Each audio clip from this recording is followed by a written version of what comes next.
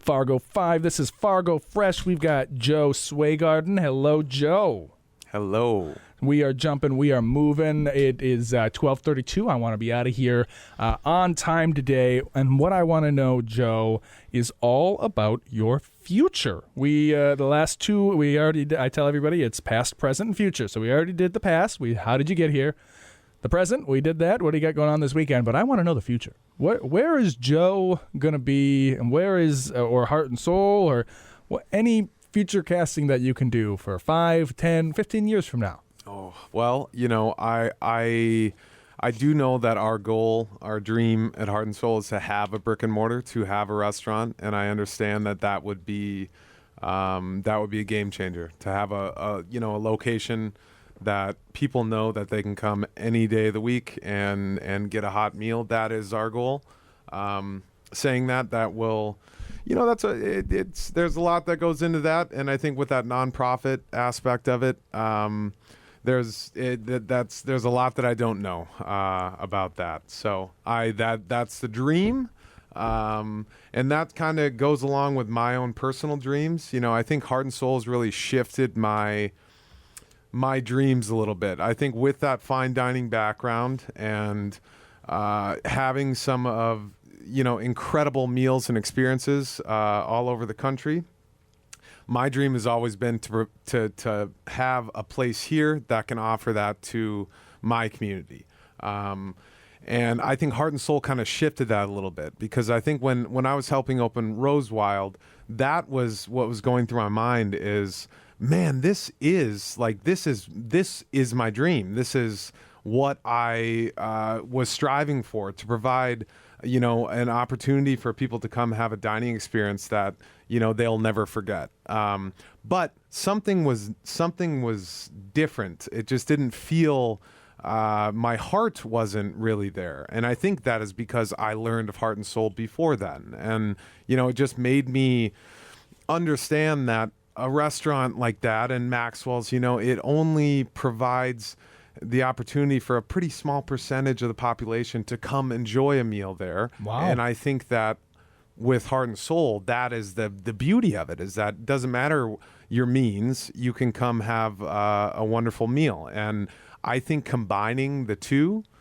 that is my new dream. That is the dream, is to, for me, is to have a restaurant that people know that they can come have a wonderful experience. And so it's pay what you can. Yeah. So if, and that's kind of what was formulating, I don't think I ever asked Leola this, because I just wasn't in that stage of thinking about the whole thing at that time. But, do you get a lot of people who pay a reasonable or more than reasonable amount as part of a donation? And absolutely. do you have a sense of what the makeup is? Like, yes and no. I want to say, like, the percentage of people of all of our meals served last year, I want to say, I'm not exactly sure the percentage, but I want to say it was more than 50% of the people we served paid what the recommended costs, which is $12 a meal, or more than that. But I mean, that is the beauty of what we do, is seeing the generosity of people. How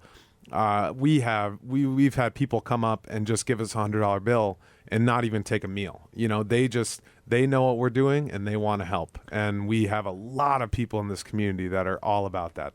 I would be fascinated to know, and I don't mean to pry, but I think it's interesting. It really is. I mean, do you have a sense of the financials? Like, does proceeds from the sale, is that enough to fuel you guys, or do you require a lot of donations? And if so, do you have any idea of the proportions, or is that maybe outside of your... That's a little outside. I'm the guy. I'm just cooking the food at the end of the day. But no, I do know we rely on grants. Grants keep us going as well. Yeah.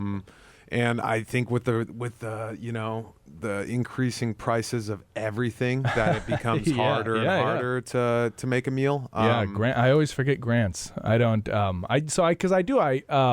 I don't know if you know, I work with the Small Business Administration through the SBDC. Okay. That's part of one of the things I do. And so people often come to me looking for grants. And I'm like, well, are you a nonprofit? because but and even so, it's very difficult. It's very challenging, and Yeah. I just kind of write them off. But yeah, I didn't think. Do you have any idea the specific grants that you guys have? Or Well, I know it's a number. I know we've applied for a number of different ones. Because it's a whole other business model, and I think that's where I gotta wrap my head. I'm always on the mission of trying to understand, what are the moving parts here? What makes it work? What Me makes too. Well, yeah, And it's a big. I've been talked to one of my friends who is familiar with writing grants, and just to understand what goes into that, and then if you get that, it's not just like, hey, here's your money, see you later. You have to do things. You have to use that money correctly, and then making sure that you don't, just go to Hawaii with it or something. So Ian Karlstrom, who is the regional director of the West Central Minnesota SBDC, he always says grants. I mean, that's the very definition of strings attached. Yep. That's how he describes it. So, I have personally not found a place where the juice is worth the squeeze, but then there's places like this where obviously it's working. I find that very interesting. So is it just a matter of hitting the right grant, or what's stopping you guys from getting that kitchen and opening those doors? Is that if you can't do it with Heart and Soul, are you going to try to find a way to do it yourself, or is the real goal to take the ball with Heart and Soul and run that forward? I think that's my real goal. I'd like to.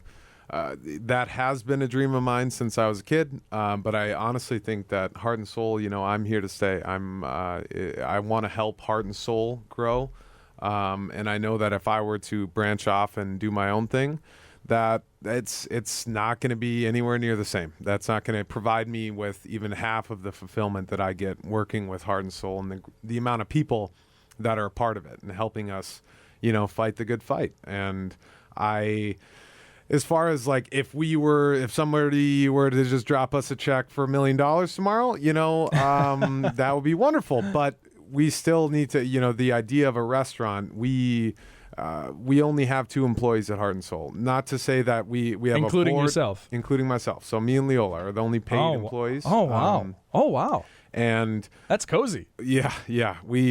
We have a large group of people that are a part of our everyday operations, in a board that does an incredible job and a lot of work. But saying that, I know the second that we dive into a restaurant, we need a staff. We got to have people that are willing to. More than volunteers, you need people who can stand. Yeah, exactly. And then you got a whole. Very cool. All right, well, that is all the time for staff that we have. We are going to take a break, and when we come back, frequently asked questions. Don't go nowhere.